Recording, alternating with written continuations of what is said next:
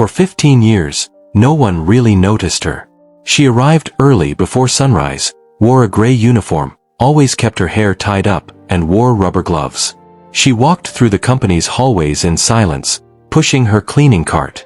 Some said, "Good morning," most didn't even bother. To almost everyone there, she was just the cleaning lady. Her name was Maya Roberts, a black woman with a calm voice and observant eyes. She worked diligently, Monday through Saturday, cleaning the offices of one of the largest tech companies in Los Angeles. It was a modern company on the outside, but on the inside, many of the attitudes remained stuck in a dirty past of prejudice and arrogance. Maya heard everything.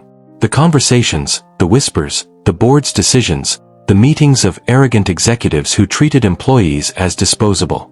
She saw how the CEO, Mr. Richard Hensley, mistreated lower-level workers, ignored suggestions, and fostered a toxic environment. And no one did anything.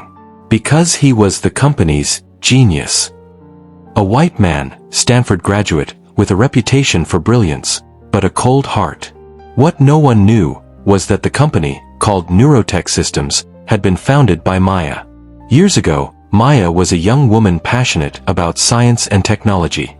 She built the first software prototypes for neurotech in her bedroom, while still living in Compton, one of LA's most marginalized neighborhoods. But because she was a black, poor woman, investors overlooked her talent. So she made a decision: she would put someone else as the public face of the company, a trusted friend, while she stayed behind the scenes. The plan worked.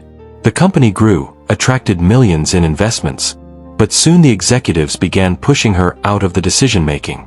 Little by little, she was sidelined, until she completely disappeared from the leadership. But Maya didn't give up. She signed quiet agreements, kept shares hidden under her birth name, Maya Jefferson, and began to observe. She decided she wanted to see up close who the people were that were leading her creation. And that's how she re-entered the company, as a janitor. For 15 years, no one noticed. She cleaned meeting rooms, picked up printer paper, listened to everything. And what she heard and saw left her more and more disappointed. Corruption, embezzlement, sexism, covert racism.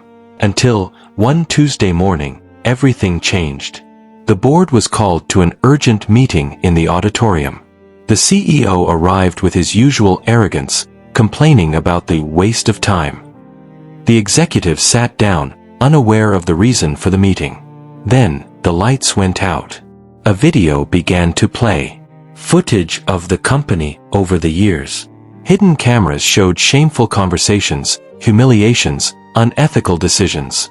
And at the end, an image of Maya, taking off her janitor uniform, wearing a sharp suit, and saying firmly, "I am Maya Jefferson, founder and majority shareholder of Neurotech Systems. And I'm back." The silence was absolute. Seconds later, she entered the auditorium.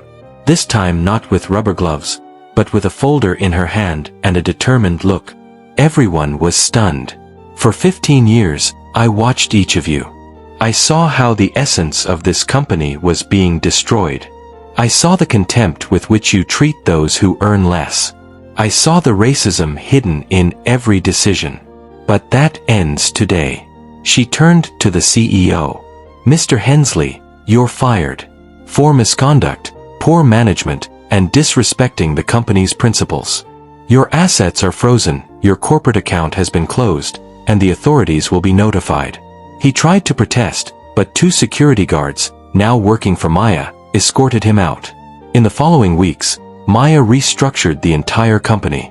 She replaced directors with truly competent people, raised salaries for lower-level employees, and created inclusion and diversity programs. And more than that, she inspired a generation of entrepreneurs to fight for their place without giving up their identity. Today, Maya Roberts, or rather, Maya Jefferson, is remembered as the woman who cleaned the floors of her own company for 15 years, just to prove that no one is above dignity and justice. And all those who ignored her, now remember, with respect, the name they should never have forgotten. The news of the CEO's firing spread like wildfire. That same day, the top tech and business websites published shocking headlines. Janitor revealed to be billionaire founder of Neurotech Systems. Maya Jefferson returns to power and fires corrupt CEO. Inside the company, the mood was one of shock and unease. Some employees feared they would be next. Others, especially the most humble, felt hope for the first time in years. But what no one knew was that Maya had a complete dossier, carefully compiled over all those years working as a janitor. A true arsenal of evidence: forged contracts, email exchanges between directors, offshore accounts, money laundering.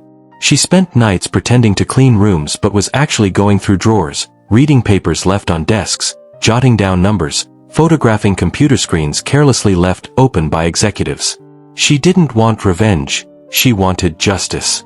In the following days, Maya called a new meeting.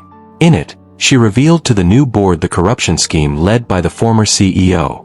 There were bid frauds, manipulation of financial reports for investors, even sabotage against outstanding employees who threatened the hierarchy.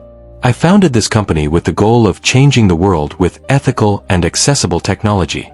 But you turned it into a corporate monster. The time has come to clean not just the hallways, but the intentions. She presented a list of names to be investigated. It wasn't just Richard Hensley. 2 vice presidents were directly involved. The company, now under her leadership, would cooperate with the authorities. And she went further. Maya created a new department within Neurotech, the Department of Integrity and Internal Justice, led by people who were once invisible. The security guard who always offered her coffee, the receptionist who smiled despite being ignored, the young black intern whose discrimination report was dismissed by HR, all of them were promoted. The company headquarters was also renovated. Not for luxury, but so each floor would reflect equality, accessibility, and respect. The janitor's uniforms now had the company's name embroidered, the cafeteria was remodeled, and for the first time, Maya required cleaning to stop during lunch, so all employees could eat together without distinction. One morning, a reporter managed to get an exclusive interview with her. The question was direct. "Maya, why did you do this? Why hide for so long?" She responded with the calm of someone who carried years of silence. "Because I wanted to know the truth. And the truth only comes out when people think you're not watching. I didn't need hidden cameras. Masks fall when they think you're just a janitor." The reporter swallowed hard. Before ending, Maya walked over to the building's window, looking out at the city. Down below, people hurried along, unaware that, in that glass building, a black woman had rewritten the history of corporate power. She took a deep breath, smiled, and said, "I cleaned their floors for 15 years. But now, it's my turn to clean the top."